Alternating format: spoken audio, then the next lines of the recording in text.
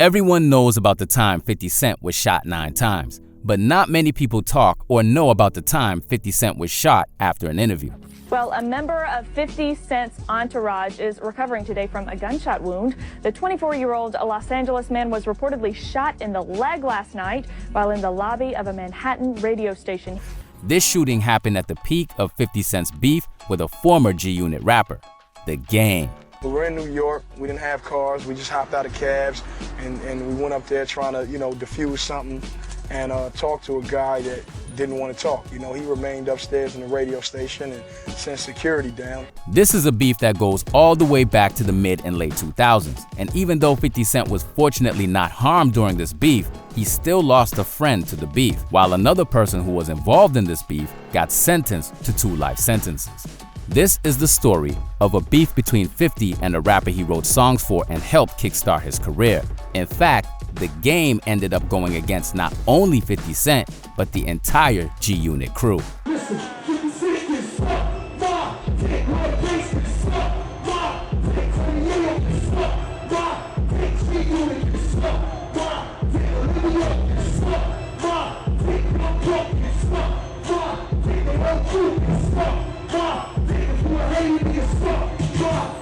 How we do and have a platinum selling record. He was just an upcoming rapper who could spit but actually didn't know how to structure songs. What The Game had was raw talent. However, he couldn't write hooks or develop a structure for his songs. But on the other hand, 50 Cent was already a star, and I'm sure we can all agree that he is probably the best at writing hooks. He had dropped Get Rich or Die Trying, and he was the hottest property in the industry at the time. 50 Cent's group G-Unit had also dropped their own debut album, Beg for Mercy, which was also successful and ended up being a classic. It was the 50 Cent era, and whatever he touched simply turned into gold, or you could say that whatever he touched simply went platinum. This is why Jimmy Iovine and Dr. Dre convinced 50 to add The Game to G-Unit. There are some reports that state 50 Cent was actually reluctant to add The Game to G-Unit Records because Game's manager was James Rosemond, aka Jimmy Henchman, and 50 really didn't want to work with Henchman. However, G-Unit already had Young Buck from down south. Lloyd Banks, Tony Yayo, and 50 Cent were all from the East Coast, so G-Unit needed a rapper that represented the West, and The Game fits the bill. After The Game joined G-Unit, he appeared on several G-Unit radio mixtapes to generate a buzz around them. He was featured on the G-Unit radio mixtape series from Part 3 to 7, which means he had done 4 mixtapes with G-Unit. And the G-Unit radio mixtape Part 8 was actually The Game's mixtape called The Fifth Element. Now that everyone knew who The Game was, it was time to release his debut album. While The Game was making his album, 50 decided to give him 2 songs that were supposed to be on his second album, The Massacre. The 2 songs were How We Do and Hate It or Love It. And these 2 tracks ended up being some of the biggest songs on The Game's debut album. In fact, Tony Yayo stated that he questioned 50 Cent about it and wished he gave them to him. Even when he wrote for Game, I remember this How We Do and all that stuff. Game is a dope artist, but I remember hearing that on my condo, and I looked at Fifth you gonna give this nigga this shit? This is How We Do, all that shit, Hate It or Love It. I'm looking at him like, these are hits. Motherfucker, give me that shit. Or keep that shit for yourself. He's like, yeah, I'm gonna do it, but And apart from giving The Game these 2 hits, 50 stated that he also helped The Game write the hooks to songs like Church for Thugs and West Side Story. And those aren't the only songs he wrote for Game. 50 claims that he ended up writing about 6 songs for The Game on his debut album. However, it seems it was also around the time that The Game's album was about to drop that the tensions between him and 50 Cent started to rise. 50 Cent's second album, The Massacre, was already supposed to be called St. Valentine's Day Massacre, and this is why it was scheduled to be released on the 14th of February 2005. 50's album was pushed back because The Game reportedly wanted his debut album to be released before 50 Cent's album. Rather than February 14th, The Massacre wasn't released until the 3rd of March. 50 Cent wasn't happy about this, and this is when tensions between both rappers began to rise slowly. And after The Game's debut album, The Documentary, was released, he switched up on 50 Cent. Whenever he went to interviews, he never gave 50 any credit for helping him write songs for the album.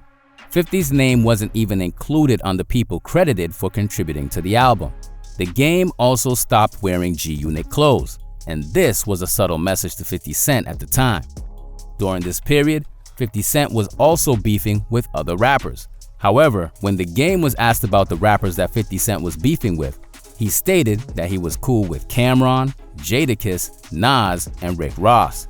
And this didn't sit well with 50. 50 Cent saw this as The Game being disloyal, but you can also understand why The Game didn't want to inherit anyone's beef. However, The Game's manager Jimmy Henchman also played a crucial role in this story. Jimmy Henchman stated that The Game wasn't a G-Unit soldier, and you could tell that Henchman probably encouraged Game to beef with 50. He believed that The Game could be bigger than 50, and the only way to do this is to go against 50 Cent. G-Unit is here, 50's here, and Game can be anywhere in between that and probably even bigger than that. And you can't suppress that. You can't suppress that with just G-Unit. I wanted to be on Dre's level, on Eminem's level, and I wanted to be respected as that. I don't think 50 respected me in that aspect. I think he wanted me to be a G-Unit soldier, which I'm not. After this, The Game and 50 Cent had to shoot the music video for the song Hate It or Love It, and this video showed just how bad 50 and Game's relationship had deteriorated. During the video shoot, 50 refused to sit next to The Game in the car, and that's why you only see him in the back seat. About a week later, after this video was released, 50 was doing a promo run for his new album. And while doing an interview with Power 105, 50 Cent stated that The Game was no longer a member of G-Unit.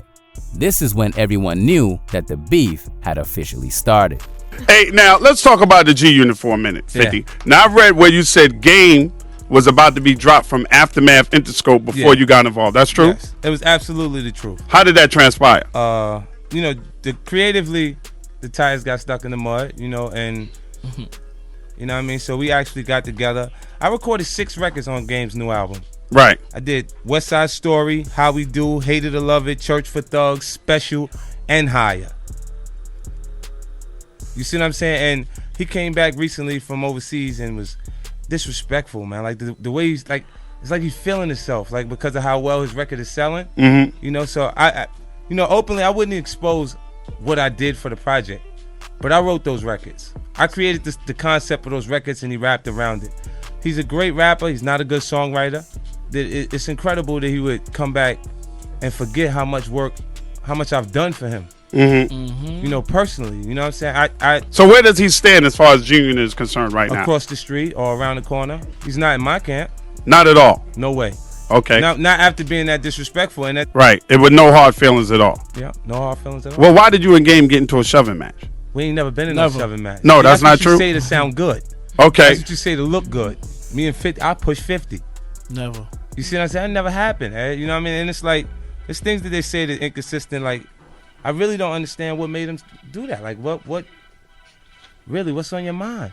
After 50 kicked The Game out of G-Unit, he had another interview on Hot 97 with Funkmaster Flex and explained why he kicked The Game out of G-Unit. And I overextended myself to him because he was the person that I sat down and actually, he's been in my house. Okay. I don't know what the inside of Dr. Dre's house looks like. Mm-hmm. I brought him there and sat there and made the records that he had. A lot of those records, I muted vocals. I had already wrote those records. You know what I mean? Like, he says what he said about Jay-Z to make him attack him. Then when he does it, he says, nah, I ain't do that. The night that happened, I said, wait, let me get on the phone. He called me from Amsterdam. He did say. I said, let me get on the phone with Jay-Z and find out exactly what's going on. I get on the phone, see if it's serious or like that. Me and Jay never actually made contact, but the information came back that Jay was like, nah, I was tapping him a little something light to make him know that I will, if you keep going. And I said, oh, thanks, good looking, because you didn't destroy the money right there. You should have just got rid of him. You see what I'm saying? Real easy like that. Mm-hmm. You know what I'm saying? Because he's not established to that point. He still got to make records on his own. But what if I tell you that while the interview you just heard was going on, a fight was happening downstairs right in front of the same building? In fact, you could say outside the building had turned into a war zone. While 50 Cent and the rest of G-Unit were having this interview, The Game decided to stop by at the same radio station. However, security didn't allow him in, and the homies started shooting. Immediately, the whole G-Unit crew heard the game was downstairs, and they ended the interview abruptly. Well, We got it. Make sure. We going. Enough's enough? Right now. It's Hot 97. Funk Flex. We focused. nobody. Flex, sorry about that. Hey, it's okay, fellas. Hey, it's all great. Now, there's some confusions about what exactly happened, partly because the game is the master at switching his story at almost every opportunity he has. There is an interview where the game states that 50 Cent went out the back door. People say, they like to say, well, 50 Cent, shot one of Game's, cohorts or whatever, but that's not what happened. 50 Cent went out the back door. But in this next interview, the game switches his story and says he and 50 looked at each other eye to eye with guns drawn and they were shooting at each other. But yeah, man, like we was shooting, they was shooting, shit was crazy. Me and 50 stared each other in the eyes with guns drawn. Guns drawn. Two niggas that was friends and homies and they came up in hip hop together, and I don't even know who fired first shot. I just know we were shooting at each other. Now, just in case you're confused, we've gone from 50 slipping out the back door to the game claiming 50 pulled out guns, they were shooting at each other, and the whole place became a Grand Theft Auto scene. Now stick with me here. In the next clip, the game states that 50 had NYPD and other armed men with him for security, so Game and his homies were outgunned. Or the radio station and his security, armed security, which were more than likely NYPD, came out and were, they felt they were scared. So they pulled out guns, and dude got to shooting at the ground, skidded up, hit Kevin. He was bleeding in the snow, and I feel embarrassed by what happened, and I felt like I let all my guys down and leading them in that, in that situation where we had to retreat because we were out. So what this means is that 50 had more men than the game did. However, in another interview, the game switched up again and said they both had 30 men with them. I don't even know who fired first shot. I just know we were shooting at each other. And at that moment, everything was in slow motion. It wasn't about nobody else that was there, even though I had 30 niggas with me and 50 had 30 niggas with him, man. It's Somebody dead. That's count. That's count. That's count. That's count. And if you think that's the last time the game changed his story, well, you are wrong. In the game's latest interview, this time he stated that he had 70 men with him. Yes, 70. So what was interesting is I was rolling with you during that time, but that day I'm like, I'll just stay home. So you and New Jersey Devil and some of your homies. a lot of them. A bunch of your homies. How deep were you guys that day? Like 70. 70? Yeah. Okay. But despite the game's different versions of what happened, the only things we are sure of is there was a shootout outside of the Hot 97 building on that day. The game did arrive with his homies, and during the shootout, one of the game's friends was shot in the leg. Fortunately, the bullet didn't hit any vital organs, and he survived the incident. Police say a group was exiting the building. They were leaving and they started to argue, and someone pulled a gun. 50 was not injured during the incident. Victim is in stable condition, no arrest. However, this beef took a whole different turn after this shooting. 2 weeks after this shooting, 50 and the game called a truce and did a press conference together in Harlem on the anniversary of Biggie's death. They both donated a total of $253,000 to a charity, and they both stated that the beef is officially over. But never believe what you hear at press conferences, and of course, never trust what the game says during interviews. The game stated that they were both paid to appear at the press conference. To basically say, man, Jimmy Iovine made us do that shit, man. and I can't. And we got paid to do that. Really? Yeah, dog. How much they pay you to I think have a I got press like $1 conference? million to get on a private jet. Wait, you got paid $1 million to do a press conference? Yeah. Wow. Okay, so why not, huh? And yeah, I got like $2 million because they gave me $1 million to stop saying G you not. The peace talk or truce achieved nothing because the beef continued the moment they finished the press conference. The game went on tour and continued disrespecting 50 and the whole G Unit during his performances. 50 Cent continued dissing the game during the interviews. And it was during the game's performance at Hot 97 Summer Jam in 2005 that he started saying G you not.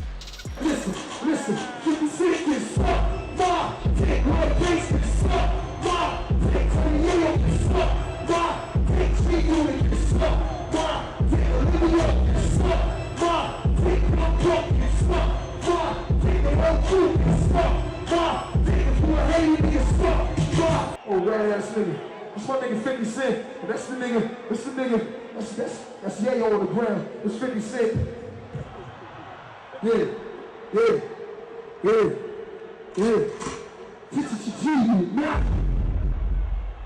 2 weeks after this, on the 19th of June 2005, the Game dropped the You Know What It Is Volume 3 mixtape. The cover art for the mixtape showed the Game wearing a G You Not hoodie and holding 50's head. This mixtape had one of the best diss tracks on it, the track 300 Bars and Running. If you have any doubts about how good a rapper the Game is, all you need to do is listen to this song. This was the first diss track released during this beef. Yes, the Game dropped 300 bars on this song. The man wasn't messing around. Sells, game, sells, I'm rich as 50 responding with the video to his song Piggy Bank, where Game was shown as Mr. Potato Head. The Game released other mixtapes such as Ghost Unit and Stop Snitchin' Stop Lying. 50 Cent eventually dropped his own diss track in early 2006 when he dropped the song I'm Not Rich and Still Lying.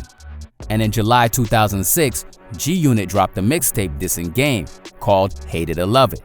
If you are wondering what exactly the cover art is, that's the Game dressed as a stripper.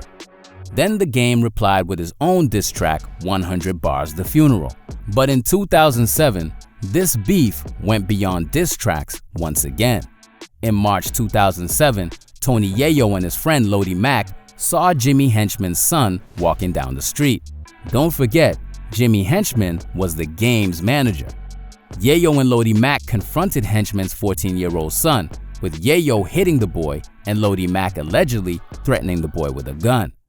A week after this, Yayo was arrested and every G Unit member was questioned by the cops. Tony Yayo got off lightly, as his lawyers were able to get him 10 days community service as punishment. However, Lodi Mack wasn't so lucky. He was sentenced to 2 years in prison. But this isn't the revenge Jimmy Henchman wanted. In those 2 years Lodi Mack spent in the slammer, the man who would end up being his killer was already spending time with him. At this point, the shit got real, and the beef became street business. Tony Yayo's mom's house was shot up. Yayo's Bentley was also shot, and there was a bounty on 50's head.